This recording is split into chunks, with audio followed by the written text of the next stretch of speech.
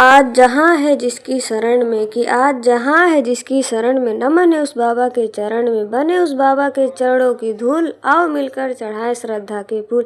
सम्मानित मुख्य अतिथि, कार्यक्रम आयोजकों, ग्राम व मोहल्ला वासियों, आप सभी का हार्दिक अभिनंदन। मैं अनामिका डॉटर ऑफ मुन्ना प्रसाद, मेरी तरफ से क्रांतिकारी जय भीम।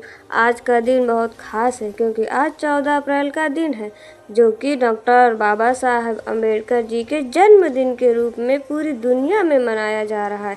हम लोग आज बात करते हैं बाबा साहब के बारे में, एक ऐसी विभूति जिसने केवल दलितों के लिए नहीं काम किया बल्कि पूरी मानव जाति के लिए उन्होंने काम किया है। एक ऐसी सोच विकसित की है कि आज के दिन जन्मे महान महापुरुष बाबा साहब जीवन भर जाति के नाम पर सहा अपमान कि जीवन भर जाति के नाम पर सहा अपमान, फिर भी रच डाला देश का संविधान।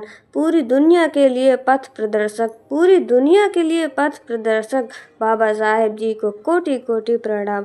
बाबा साहेब पढ़ने गए तो स्कूल से बाहर बैठा दिया उनके शिक्षक ने, उनके जाति पूछकर भेदभाव किया। बाल मान के बाबा साहब घर लौटे, माँ से पूछा कि ये क्यों, हमें पढ़ने का अधिकार नहीं। माँ ने कहा क्योंकि हम उनके नीची जाति में आते हैं। बच्चे ने पूछा कि ये कहाँ लिखा है, कैसे पता कि हम किसी जाति में आते हैं। माँ ने कहा किसी किताब में लिखा है कि हम सब छोटी जाति, नीची जाति से आते हैं।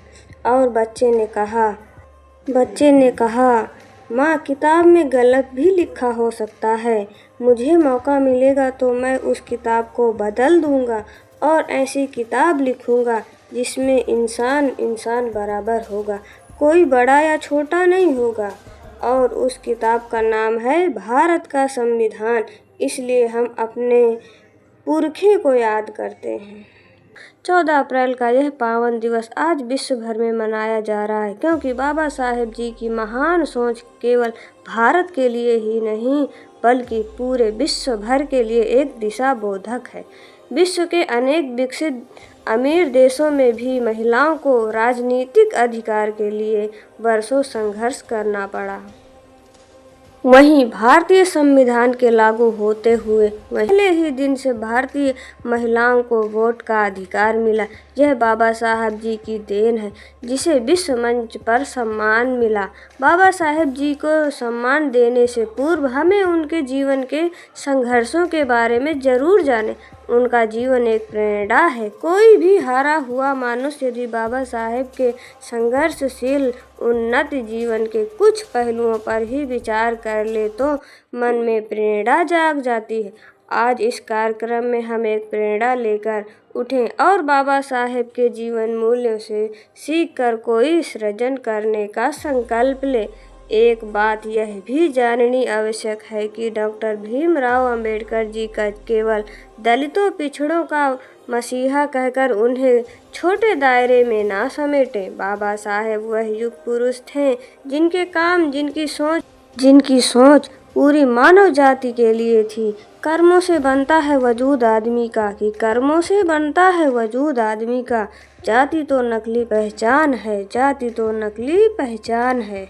ऐसे युग पुरुष युगों युगों तक याद किए जाएंगे, युगों युगों तक याद किए जाएंगे। भारतीय संविधान में बाबा साहब की आत्मा बसती है। भारतीय लोकतंत्र की बुनियाद बाबा साहब की दृढ़ विचारधारा पर टिकी है।